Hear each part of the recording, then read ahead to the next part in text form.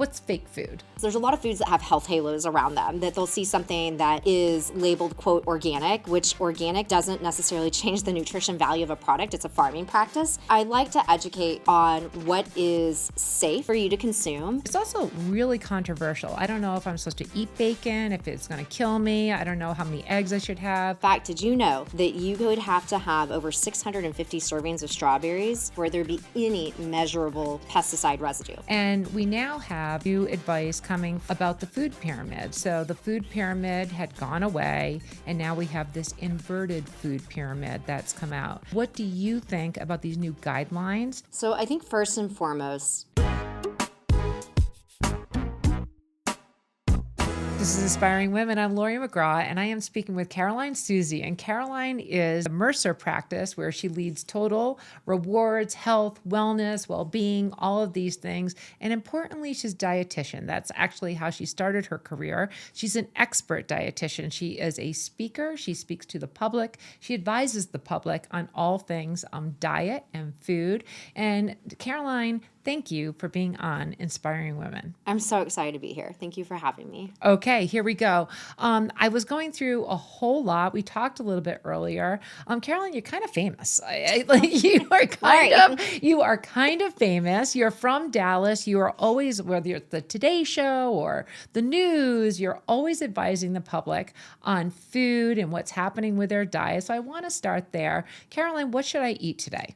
Okay, Laurie, I have good news. I am a food first dietitian, and I'm a huge believer in all foods fit. I feel like that's my hashtag through life, all foods fit. Food does not have a moral value, so I never want anybody to feel bad for eating something. That food is so much our culture, and it's family and religion and just so much part of our lives. Don't feel bad about what you're eating. Just Caroline, take a step back and do it in a variety of ways, if you will. Caroline, I did a lot of research to prepare for speaking with you, and I just want to call you out as a big fat liar.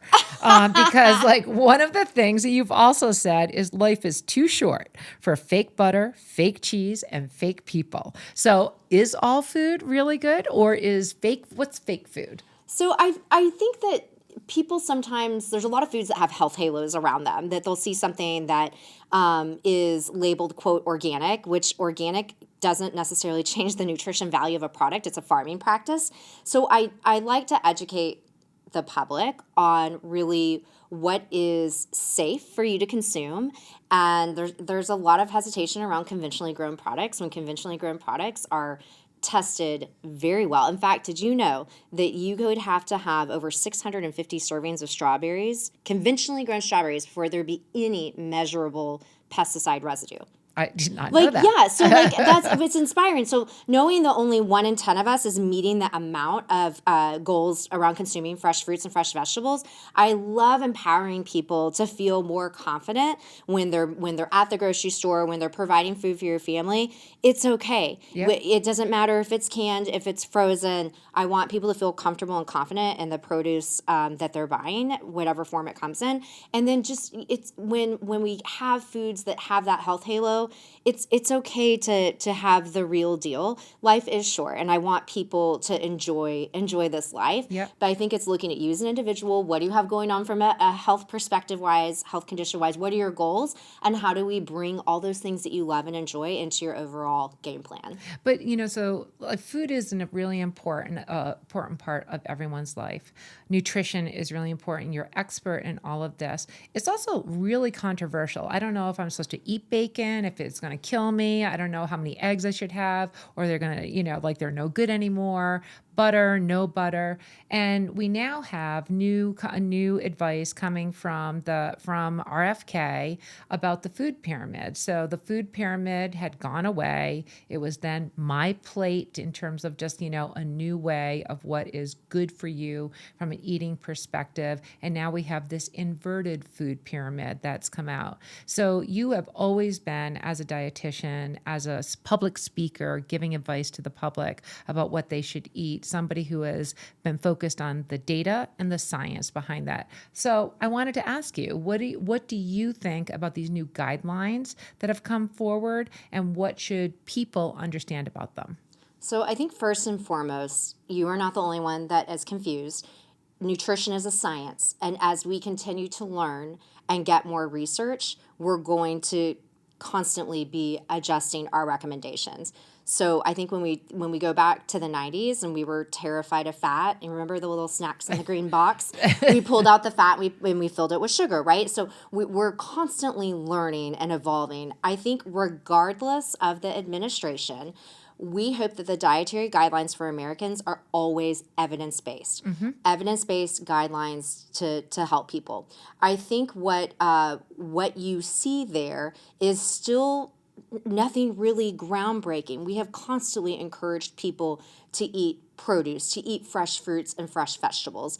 The visual is what has changed. And I will miss my plate because we eat on plates, not pyramids. And I think that was a very easy visual for people to digest, pun intended.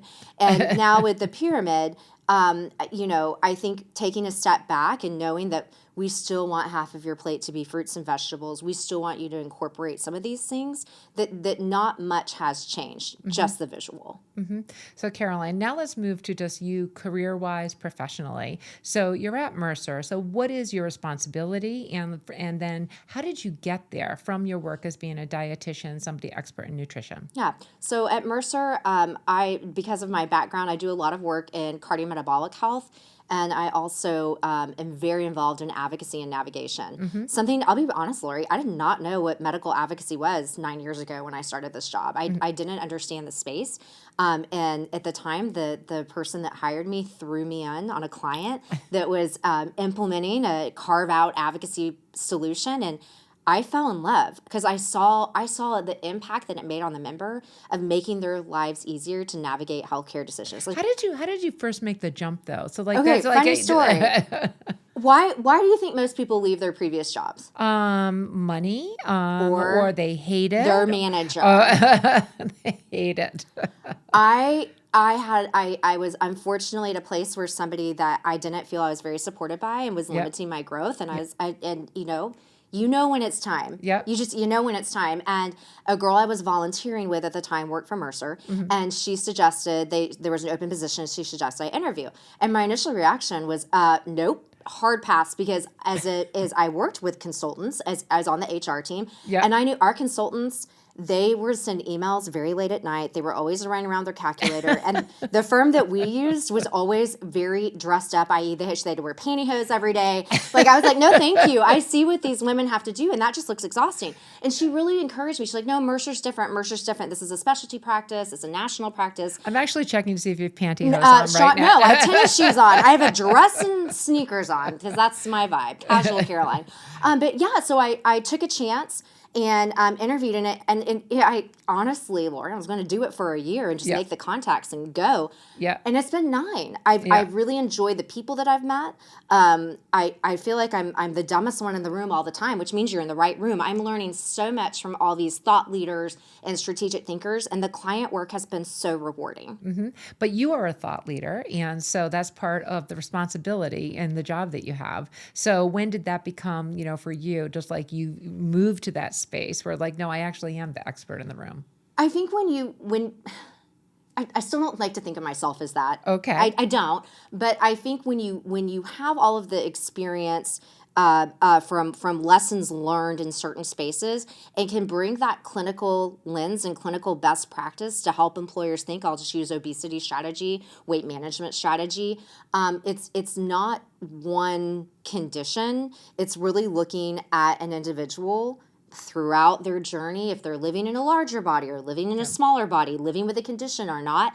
How can we help support them to keep them healthy, happy, and thriving? And I think as a clinician, you bring a unique lens to strategic conversations and can really help clients understand if a vendor is appropriate, awesome. How does a vendor fit into the overall strategy? What are your success metrics? Clinically, what should you be looking for, and what should you be pushing on your vendor partners for to get you that data so you can validate this decision to C-suite, so you can measure effectively and see if you're seeing success and the juice is worth the squeeze.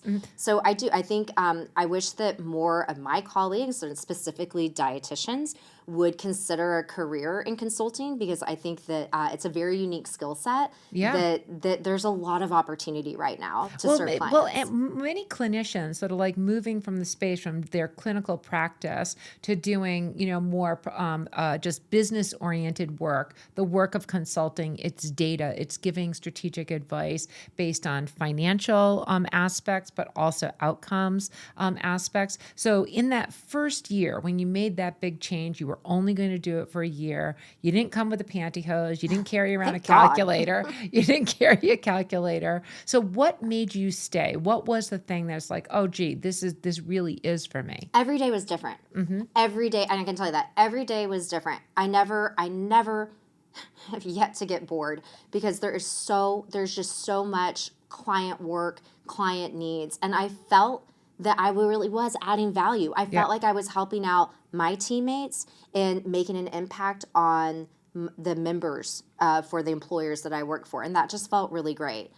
And I think too, like you get to expand beyond your skill set. So like any opportunity to grow, I'm very much like, I will say yes to everything and figure it out later, which is probably terrible, but it has led to so many opportunities for me to take a chance, and to I feel like when you say yes, you also meet the most interesting people, and you just never know what is next and what's around the corner. Well, so the things that you've been dealing with over the past very few years, but have been, really just volatile, is there's been GLP-1 management that's like hit the scene, which is these exceptional drugs that can provide all kinds of benefits for people who need them. There are all kinds of people who are using them that may use them for different reasons. And from an employer perspective, clients that you have, they've been dealing with the cost and how to administer them, whether they cover them, whether they don't. So maybe if you could just talk about the learning, and then how you provide guidance to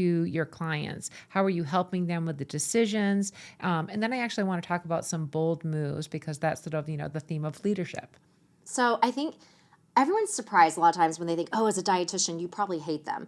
Complete opposite. As a Mhm. dietitian, I love these medications. They have been game changers Yeah. for my patients living with class 3 obesity, that have been living in a larger body their whole life, that have tried every diet under the sun, not one time, Yeah. but probably 10 times. The average weight loss attempt for somebody living with class 3 obesity is 7 times. Serious weight loss Is that attempt. right? 7. Hmm. And I just can't imagine how frustrating it's been, and, Yeah. and just the stigma we have, and all of it. So watching patients succeed on this Yeah. has been so exciting. But putting on my consultant hat, my clients are really trying to balance empathy with economics. Yep. These drugs are outrageously expensive, and there's so much we need to take into consideration. How long is this employee going to stay with you, Yep. right? How do we really ensure that it's the right patient, the right medication, the right dose? Because the discontinuation rates are so high. So I think that's part of it. And then lastly, you need a clinician working with these patients. You do. These patients are losing weight so rapidly. They're losing lean body mass. They're at risk for vitamin and mineral deficiency. They're not meeting their fiber goals. They're not meeting their protein goals. Yeah. So I know I'm biased about being a dietitian, but having a dietitian as a part of that care team to mitigate some of these potentially very serious side effects is going to yield better patient outcomes, better success, which is going to financially benefit the plan too as well. But it's because things came so quickly, Oh, it and was a they were tsunami. so amazingly successful, in terms of controlling weight. And actually, then every day it seemed like there was a new benefit from these miracle drugs that were hitting the scenes. So, how were you able to like navigate the desire to have evidence base for decision making while there was still just so much coming down the pike in terms of how did you determine, okay, this is real, this is just like issue of the day? How did you navigate that? So I think with clients, this comes back to it's a financial decision, which for better or worse, again, balancing empathy with economics, but it's also a philosophical conversation that we have with clients. The drugs are great, but how are we going to do this? And Yep. there's a number of management strategies that we've seen our clients within Mercer's book of business Yep. leverage, from prior authorization control to partnering with a vendor to requiring vendor participation to having narrow networks, Yep. and only certain vendors, that's the only access you're going to get to these medications. And then of course the biggest thing is direct to consumers. So having conversations with our clients to understand the financial impact, You got to factor rebate impact into that, which is always kind of a mystery wrapped in an enigma, I feel like. In addition to what, Maybe you can unpack that a little yeah. bit more for the Inspiring Women audience, just in terms of, when you're advising an employer, so a large employer, thousands of employees, maybe many different states that they work in, the decision to whether to provide a benefit that allows for access to these seemingly miracle drugs. What are you talking about? And just put it into numbers that would, for an Inspiring Women audience might make sense. So about half of our clients cover GLP-1s for weight loss today. The larger the client, the more likely they are to cover. Tech, finance, we tend to see those industries covering these. But again, because of the cost of these, there's a lot of eyes on this Yeah. to understand that. So when looking at the overall obesity strategy, how are we supporting members overweight? How are we supporting members living with obesity? And there's a number of interventions for that besides these medications. Yep. So looking at your plan design, do we want to mirror what's in place for bariatric surgery? Do we want to put any limitations around this? Yep. I think that those are the conversations that you're having. You have to have dollar amounts with each of those as well.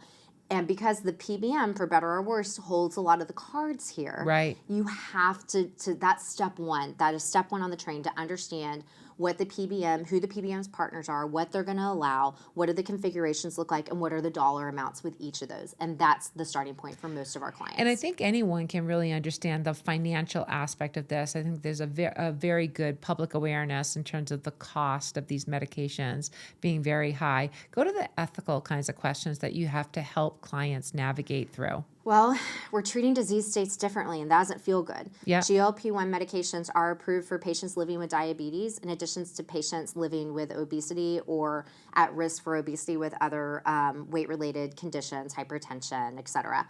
So I think that, again, back to the philosophical conversation, if you require participation to a program for a patient that's taking these medications for weight loss but not for diabetes, how does that feel?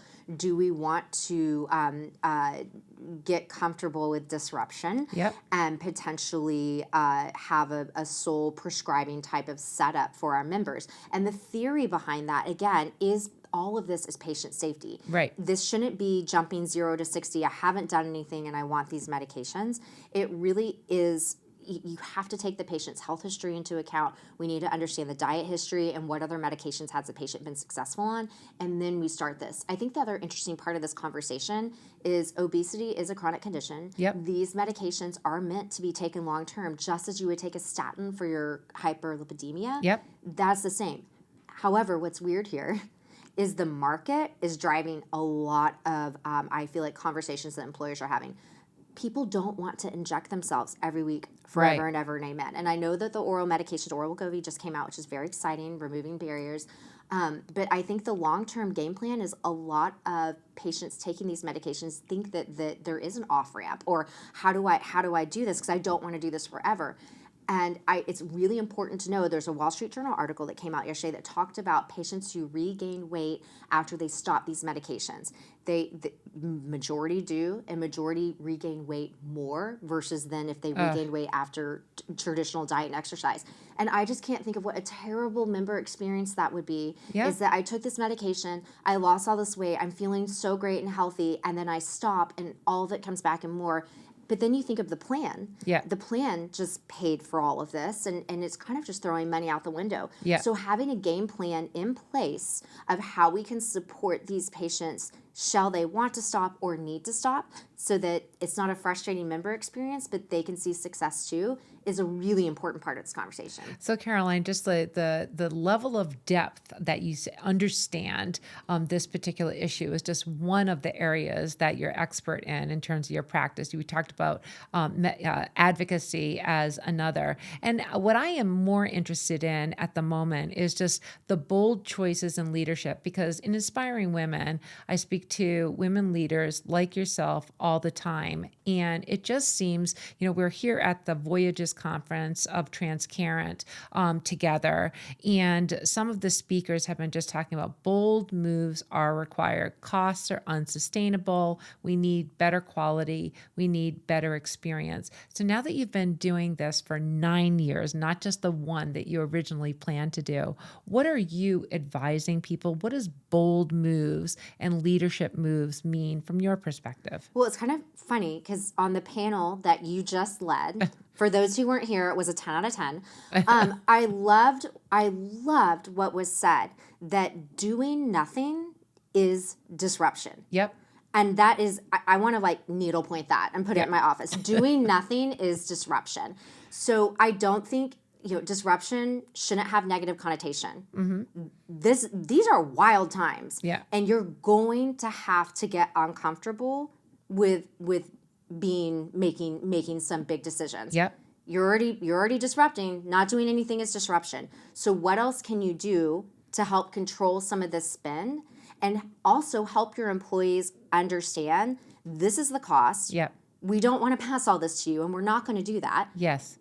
Here's why we're doing this. I think communication is more important now than ever. Yeah. And I'm so thankful for people that have that skill set and can help with all the multimodality approaches on how we can educate on this. Because I think ensuring that people understand what's happening in this environment, and as the employer, they are doing everything they can to help mitigate costs while providing the absolute best benefits for their employees. So bold moves is what you said. Doing nothing is disruption. You have to do something, and disruption is not a bad word. So Caroline, and I also just get from you this idea that you're learning something every day. Oh, you have to. Your motivation to be all in on doing this work. I want to bring the conversation back to you. So you're at Mercer. You've been doing this for nearly a decade now. How do you think about your professional trajectory in terms of what you are already accomplishing and what you want to do and be known for in your work? Oh my gosh,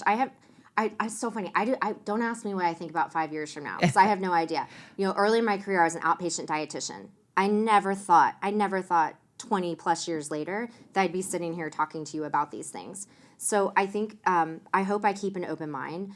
I hope that making an impact and providing a point of view, a meaningful point of view that's going to help employers continue,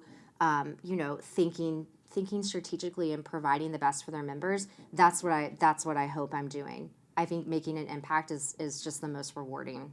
Making an impact is absolutely the most rewarding. I believe, and it's my view that everyone wants to have an impact if they're going to do work. I mean, everyone needs to do something, but having an impact is so incredibly meaningful. So if we can just think and, close out with this Inspiring Women conversation in terms of what you've learned. You left that job because of somebody who was not supportive once upon a time. As you're carrying that forward, what's advice that you would give to others who are on their own earlier stage career journeys that you might have helped you earlier on in your career? What advice would you give to others? Find people like you, Laurie. Okay. I mean, no, I'm serious.